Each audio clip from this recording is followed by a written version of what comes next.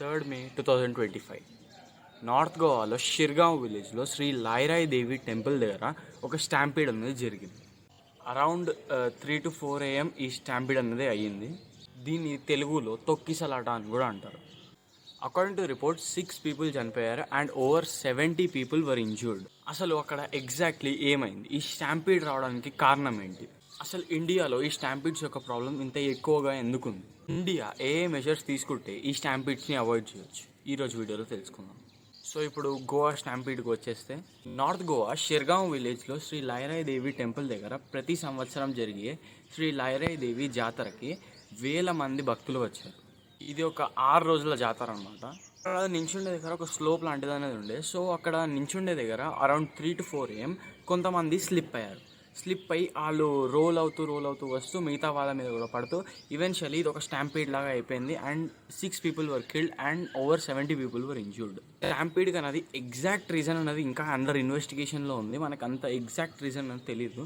కానీ కొన్ని స్పెక్యులేషన్స్ ఏమని వస్తున్నాయంటే, ఓవర్ క్రౌడింగ్ వల్ల అక్కడ ఒకటేసారి చాలామంది ఒకటే కంజెస్టెడ్ ఏరియాలో ఉండిపోయి ఆ రోలింగ్ అండ్ స్టంబ్లింగ్ అయ్యే ఛాన్స్ ఉంది అని అంటున్నారు. ఎందుకంటే కర్ణాటక, గోవా, మహారాష్ట్ర అలా చాలా ప్లేసెస్ దగ్గర నుంచి డివోటీస్ చాలామంది వచ్చారు అండ్ అక్కడ ఓవర్ క్రౌడింగ్ ప్రాబ్లం అనేది అయ్యి ఉంటుంది అనేది ఫస్ట్ రీజన్.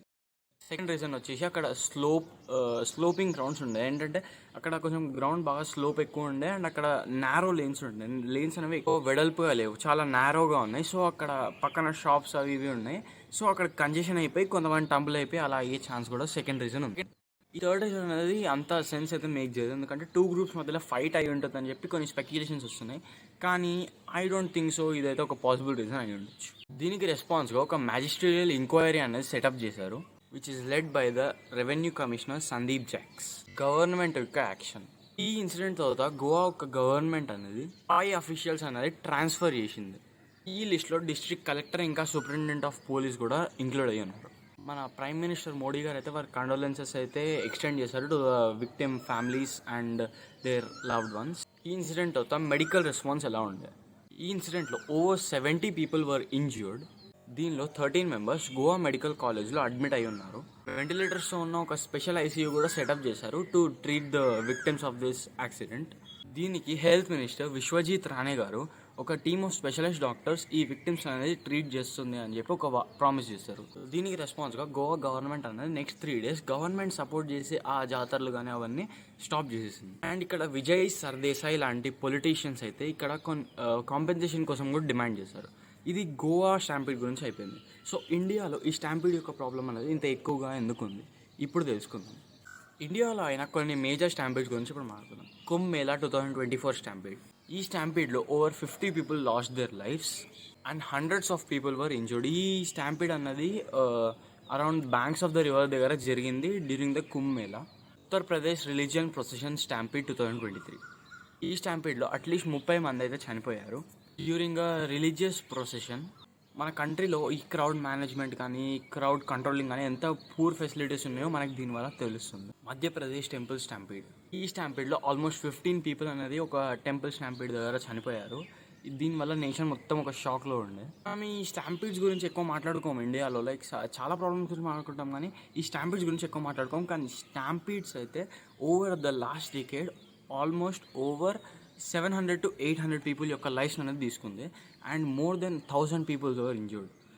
ఈ ప్రాబ్లం యొక్క సివియారిటీ అనేది ఇండియాలో చాలా ఎక్కువగా ఉంది. ఈ స్టాంపీడ్స్ జరగడానికి వెనకాల రీజన్ ఏంటో ఇప్పుడు మనం తెలుసుకుందాం.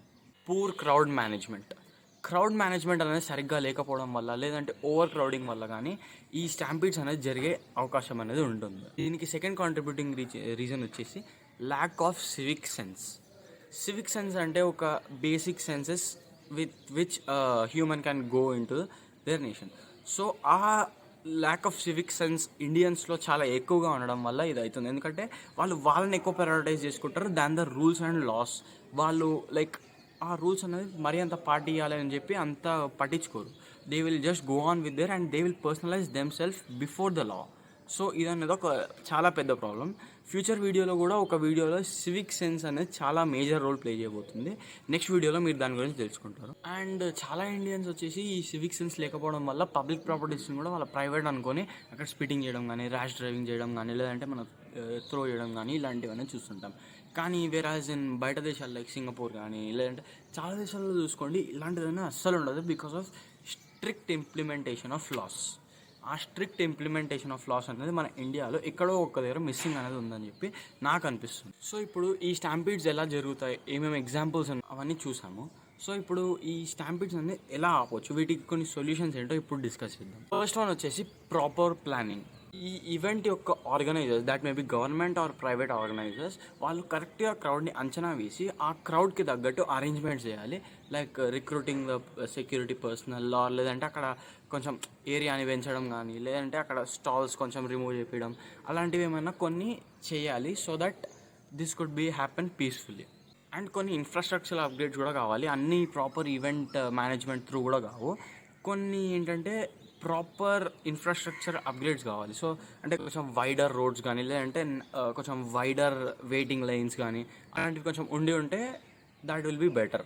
అండ్ పాయింట్కి ఒక ఎమర్జెన్సీ ఎగ్జిట్ అనేది ఉండాలి. So that the public can be evacuated easily in the times of these stampede like situations. And the main part of it, public అనేది అవేర్నెస్ అనేది ఇవ్వాలి దట్ ఇలా చేయొద్దు, public spaces are not your private spaces, no throwing of plastic wrappers something like that.